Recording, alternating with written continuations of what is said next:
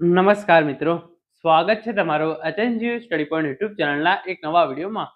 સરકારી નોકરી મેળવવા માંગતા તમામ વિદ્યાર્થીઓ માટે ગુજરાત જાહેર સેવા આયોગ એટલે કે જીપીએસસી દ્વારા એસટીઆઈ ભરતીની ઓફિશિયલ જાહેરાત જે છે એ કરી દેવામાં આવી છે. તો આજના આ વિડીયોની અંદર આપણે આ ભરતી વિશેની સંપૂર્ણ માહિતી જે છે એ જોવાના છીએ.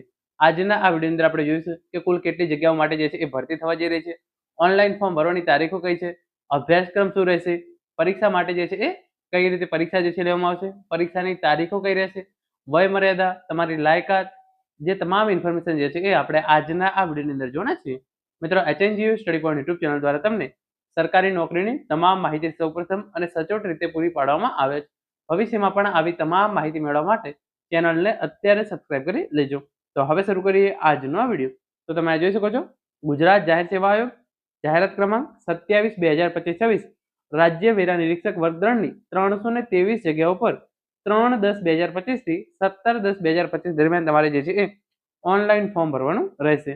તો જાહેરાત ક્રમાંક 27/2025 જગ્યાનું નામ છે રાજ્ય વેરા નિરીક્ષક એટલે કે એસટીઆઈ ક્લાસ 3ની જે છે એ 323 જગ્યાઓ પર જે છે એ ભરતી થવા જઈ રહી છે. 3/10/2025 થી 17/10/2025 દરમિયાન તમે જે છે એ આ ભરતી માટે ઓનલાઈન ફોર્મ ભરી શકો છો. પછી તમે અહીંયા જોઈ શકો છો, જગ્યાનું નામ છે રાજ્ય વેરા નિરીક્ષક. 323 જગ્યાઓ છે. જનરલ કેટેગરી માટે 139 જગ્યાઓ, ઈડબ્લ્યુએસ કેટેગરી માટે 25 જગ્યાઓ, એસસીબીસી કેટેગરી માટે 85 જગ્યાઓ, એસસી કેટેગરી માટે જે છે એ 23 જગ્યાઓ અને અનુસૂચિત જનજાતિ માટે જે છે એ 51 જગ્યાઓ. તમે આ જોઈ શકો છો, કુલ જગ્યાઓમાંથી 13 જગ્યાઓ જે છે એ દિવ્યાંગ ઉમેદવારો માટે અને 32 જગ્યાઓ જે છે એ માજી સૈનિક ઉમેદવારો માટે જે છે એ અનામત રાખવામાં આવેલી છે. પ્રસ્તુત જાહેરાતમાં અરજી કરનાર ઉમેદવારોની સંખ્યાને ધ્યાને લઈ પ્રાથમિક કસોટીમાં હાજર રહેવા પાસે ઉમેદવારો પાસેથી કન્સેન્ટ ફોર્મ અને કન્સેન્ટ ડિપોઝિટ જે છે એ ભરવાની રહેશે. એટલે કે આ તમે જે છે એ 3/10/2025 થી 17/10/2025 દરમિયાન તમારે જે છે એ ઓનલાઈન ફોર્મ ભરવાનું છે અને એના પછી પ્રિલિમ્સ પરીક્ષાની અંદર હાજર રહેવા માટે તમારે જે છે એ કન્સેન્ટ ફોર્મ અને કન્સેન્ટ ડિપોઝિટ જે છે એ ભરવાની થશે. પછી દિવ્યાંગ ઉમેદવારો માટે જે છે કેટલીક સૂચના આપવામાં આવેલી છે, જેને આપણે જે છે એ અત્યારે ધ્યાનમાં લેતા નથી. પછી તમે જોઈ શકો છો, એના ઉપર જે છે એ પહેલા તારીખ આપેલી છે, એ બે વસ્તુ કહેવાની રહી ગઈ મારી. આ જગ્યાઓ માટેની પ્રાથમિક કસોટી 4/1/2026 ના રોજ યોજવામાં આવશે અને મુખ્ય પરીક્ષા સંભવત 22 થી 24 માર્ચ 2026 માં યોજવામાં આવશે. તો તમે જોઈ શકો છો, 4/1/2026 ના રોજ જે છે એ તમારી પ્રિલિમ્સ પરીક્ષા લેવામાં આવશે એસટીઆઈ ની 323 જગ્યાઓ માટે અને એની જે મેઇન્સ એક્ઝામ છે એ 22 થી 24 સપ્ટેમ્બર 2026 દરમિયાન જે છે એ યોજવામાં આવશે. જે મેઇન્સ પેપર હોય છે એની અંદર 4 પેપર હોય છે. તો 22 થી 24 દરમિયાન જે છે એ લેવામાં આવશે. 22, 23, 24, 25 એ રીતે એક દિવસે કદાચ 2 પેપર અને જે છે એ 2 દિવસે એક પેપર, એ રીતે જે છે એ તમારા 4 પેપર 22 થી 24 માર્ચ 2025 દરમિયાન જે છે એ 2026 દરમિયાન જે છે એ લેવામાં આવશે.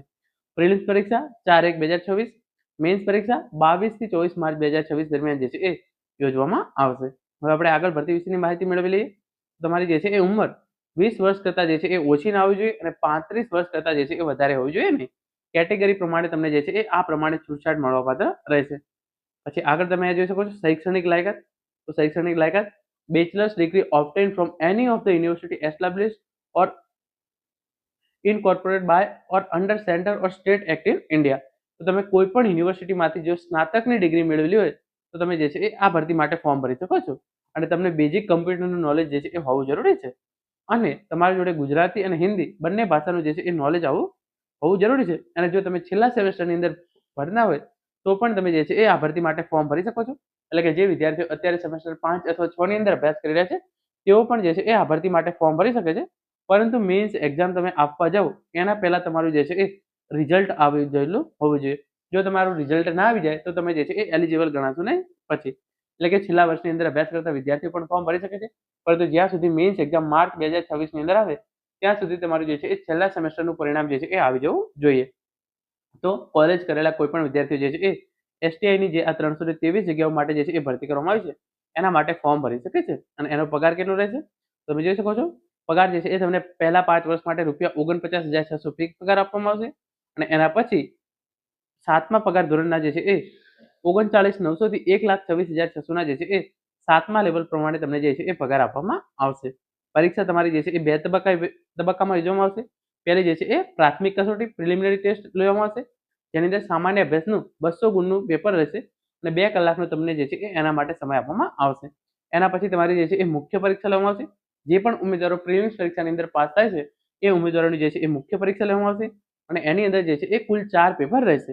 પ્રશ્નપત્ર 1 ગુજરાતી ભાષા 100 ગુણનું પેપર રહેશે. એના માટે તમને જે છે એ 3 કલાકનો સમય આપવામાં આવશે. પ્રશ્નપત્ર 2 અંગ્રેજી ભાષા 100 ગુણનું પેપર, એના માટે તમને 3 કલાકનો સમય આપવામાં આવશે. પ્રશ્નપત્ર 3 સામાન્ય અભ્યાસ 1 100 ગુણ, એના માટે તમને 3 કલાક. અને પ્રશ્નપત્ર 4 સામાન્ય અભ્યાસ 2 100 ગુણ, અને એના માટે તમને જે છે એ 3 કલાકનો સમય આપવામાં આવશે. પ્રશ્નપત્ર 1 અને 2 ના સ્તર જે છે એ ધોરણ 12 કક્ષાનું, અને પ્રશ્નપત્ર ધોરણ પેપર 3 અને 4 નું સ્તર જે છે એ સ્નાતક કક્ષાનું રહેશે. એટલે કે ગુજરાતી અને અંગ્રેજી ભાષા તમારે જે છે એ ધોરણ 12 કક્ષાનું તૈયાર કરવાનું છે, અને સામાન્ય અભ્યાસ 1 અને 2 તમારે જે છે એ સ્નાતક કક્ષાનું જે છે એ કરવાનું રહેશે. પ્રિલિમ્સ ટેસ્ટની અંદર પાસ થયેલા જે છે એ 6 ગણા ઉમેદવારોને મુખ્ય પરીક્ષા માટે જે છે એ બોલાવવામાં આવશે. તો 323 જગ્યાઓ છે, એના 6 ગણા ઉમેદવારોને જે છે એ મુખ્ય પરીક્ષા માટે જે છે એ બોલાવવામાં આવશે. અને તમારે મુખ્ય પરીક્ષાના તમામે તમામ પ્રશ્નો જે છે એ આપવા જરૂરી છે. તમારે જે છે એ પ્રિલિમ પરીક્ષા એ જે છે એ એમસીક્યુ વાળી છે, અને એની અંદર તમારે જે છે એ A, B, C, D અને E એમાંથી 5 માંથી તમારે જે પણ ઓપ્શન ટિક કરવો એ તમને જે છે એ કરવાનો રહેશે. અને એના માટે જે છે એ પ્રત્યેક ખોટા જવાબના જે છે એ 0.30 જે છે એ નેગેટિવ માર્કિંગ કરવામાં આવશે. એ કઈ રીતે લખ્યું છે ઈ અને કરવામાં આવશે.